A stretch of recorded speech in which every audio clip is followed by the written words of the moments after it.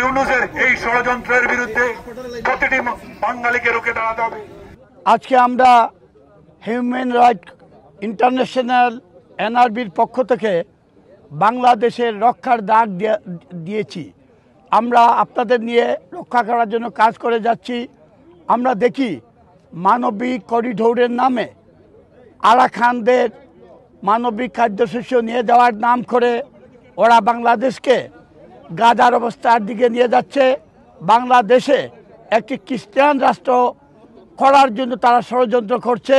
এটা বাইডেনের 29 million dollar খরচ করে বাংলাদেশে ছাত্রদের ইউজ করে ওরা আমরা দেখি হাজার হাজার পুলিশ ছাত্র হত্যা করে তারা ক্ষমতায় এসেছে। ইউনূস এই নাস্তিক সুদখোর ইউনূস, সে দেশপ্রেমিক নয়, বাংলাদেশের সে সিটিজেন নয়, সে আমেরিকার স্বার্থ দেখে পশ্চিমাদের স্বার্থ দেখে সে এখন বাংলাদেশকে অরাজক দেশ পরিণত করতে চাচ্ছে।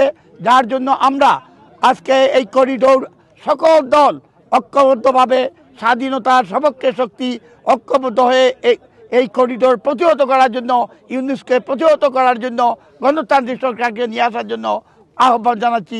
আসলে আজকে এসেছেন আমাদের বাংলাদেশের করিডোর, বাংলাদেশের যে সন্ত্রাসের রাজত্ব কায়েম হচ্ছে, বাংলাদেশের যে নির্যাতন কায়েম হচ্ছে, বাংলাদেশে হাজার হাজার পুলিশ এবং সাধারণ জনগণকে যেভাবে হত্যা করা হয় তারই প্রতিবাদে আজকে আমরা ইউকে হিউম্যান রাইট এবং এনআরবি যুক্তরাজ্যের পক্ষ থেকে এই কেন্দ্রীয় শহীদ মিনারে আমাদের আজকের মানববন্ধন এবং বিক্ষোভ সমাবেশ।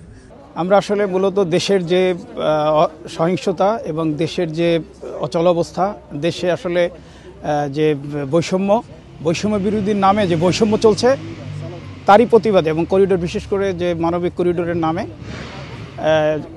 ইউনূস সরকার, যে অবৈধ ইউনূস সরকার যেটি করতে চাচ্ছে সেটির বিরুদ্ধেই আজকে আমাদের আজকের এই অবস্থান এবং আজকের এই কর্মসূচি, আজকের এই প্রতিবাদ সভা।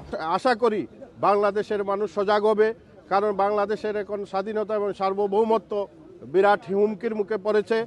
আমরা বাংলাদেশকে রক্ষায় সবাইকে ঐক্যবদ্ধভাবে এখনই সময়, সবাইকে দাঁড়াতে হবে, রুখে দাঁড়ানোর এখনই সময়।